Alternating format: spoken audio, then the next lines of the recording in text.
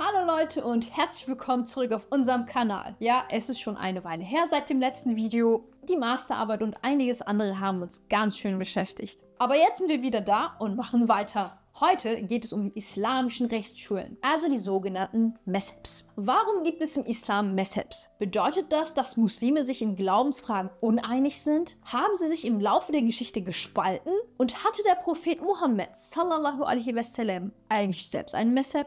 Wenn du die Antworten auf all diese Fragen wissen willst, dann bleib dran, denn in dieser Form bekommst du sie nirgendwo sonst. Also, nimm deinen Chai, lehn dich zurück und lass uns gemeinsam loslegen.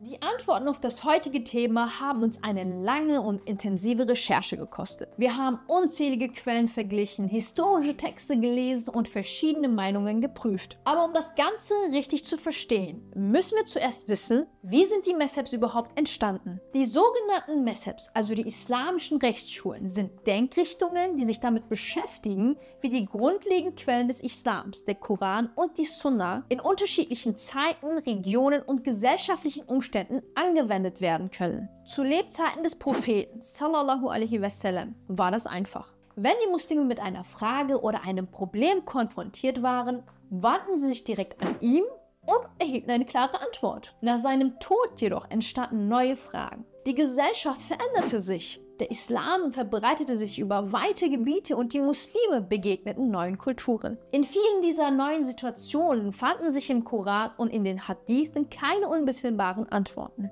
Deshalb begannen die Gelehrten auf Grundlage dieser Quellen eigene Rechtsurteile zu bilden. Eine Bemühung, die man Ijtihad nennt, also das selbstständige Nachdenken und Urteilen in religiösen Angelegenheiten. Aus diesen Bemühungen entwickelten sich schließlich systematische Denkschulen, die wir heute als Rechtsschulen kennen, wie die hanefitische, schafiitische, malikitische und die hanbalitische Schule. Diese Vielfalt ist kein Zeichen der Spaltungen im Islam, sondern vielmehr ein Ausdruck seiner Barmherzigkeit und geistigen Weite. Sie zeigt, dass der Islam unterschiedliche Denkweisen und kulturelle Kontexte berücksichtigen kann. Denn alle Rechtsschulen verfolgen dasselbe Ziel: das Wohlgefallen Allahs zu erlangen und seine Gebote so gut wie möglich zu verstehen und zu befolgen. Die Unterschiede zwischen den islamischen Rechtsschulen liegen nicht im Glauben selbst, sondern in der Art und Weise, wie man die Quellen auslegt. Ein einfaches Beispiel ist die rituelle Waschung, Wudu.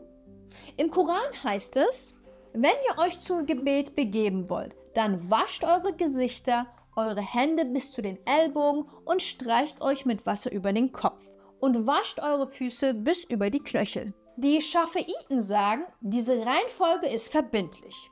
Wer sie verändert, dessen Waschung ist ungültig. Die Hanefiten sagen, entscheidend ist, dass alle vorgeschriebenen Körperteile gewaschen werden. Die Reihenfolge ist empfehlenswert, aber nicht verpflichtend. Ein weiteres Beispiel betrifft das Gebet. Ein Hadith besagt, zwischen einem Diener Allahs und dem Unglauben steht das Unterlassen des Gebets. Die Hanbaliten verstehen das wörtlich. Wer das Gebet absichtlich unterlässt, verlässt den Islam. Die Hanefiten deuten es sinnbildlich. Damit ist nicht der Verlust des Glaubens gemeint, sondern eine schwere Sünde, die einem ungläubigen Verhalten ähnelt. Die Schafiiten stehen der hanbalitischen Auffassung näher, während die Malikiten den inneren Willen und die Absicht des Betenden berücksichtigen. Diese Beispiele zeigen, der Unterschied liegt nicht im Text, sondern in der Art, wie man ihn versteht, wörtlich oder im Sinnzusammenhang. Auch im Verhältnis von Vernunft und Überlieferung unterscheiden sich die Schulen. Die Hanbaliten vertreten eine streng überlieferungsorientierte Haltung. Wenn ein Hadith authentisch ist, wird sie direkt angewendet. Die Hanefiten schauen zusätzlich darauf, wie die früheren Muslime diesen Hadith verstanden und praktiziert haben. Wenn eine Überlieferung in jener Zeit keine Anwendung fand, wird sie kontextuell neu bewertet. Das bedeutet nicht, dass Hadithe abgelehnt werden, sondern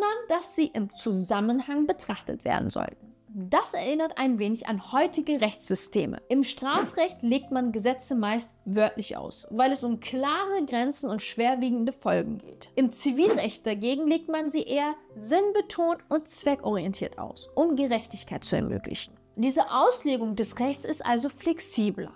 So ist es auch in der islamischen Rechtswissenschaft. Je nach Thema und Kontext werden unterschiedliche Interpretationsmethoden angewandt. Ein zentrales Werkzeug des islamischen Rechts ist der Qiyas, der Analogieschluss. Er bedeutet, dass ein bekanntes Urteil auf einen neuen, vergleichbaren Fall übertragen wird. Wenn Alkohol verboten ist, weil er den Verstand trübt, dann gilt dieses Verbot auch für andere neue Substanzen, die denselben Effekt haben, wie etwa Drogen. Die Hanefiten nutzen solche Analogien häufig und ergänzen sie mit Istihsan, also eine Art gerechter Ausnahme, wenn das allgemeine Urteil zu hart und ungerecht wäre. Die Schafiiten lehnen Istihsan weitgehend ab, weil sie den Vorrang des Textes wahren und subjektiven Meinungen keinen Raum geben wollen. Die Malikiten wiederum orientieren sich stark an der Praxis der Menschen in Medina, also die Praxis der Gesellschaft, und die Hanbaliten halten sich streng an den Wortlaut der Überlieferungen. Sie sehen keinen Bedarf für Analogien, solange authentische Hadithe vorliegen. Jeder dieser Schulen hat also ihre eigene, in sich schlüssige Methode. Sie sind keine lose Sammlungen von Regeln, sondern methodische Systeme, die zeigen, wie islamische Gelehrte den Glauben mit Vernunft und gesellschaftlicher Realität verbunden haben.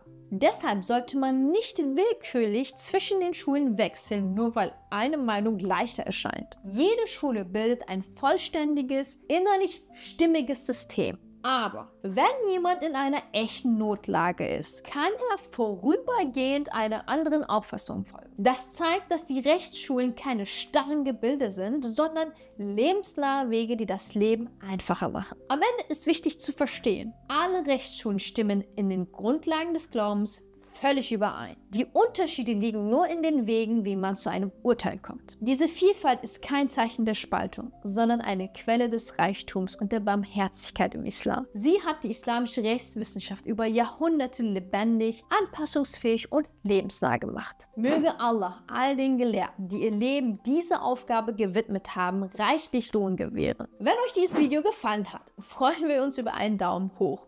Abonniert den Kanal und aktiviert die Glocke, damit ihr keine unserer kommenden Folgen verpasst. Ciao, ciao!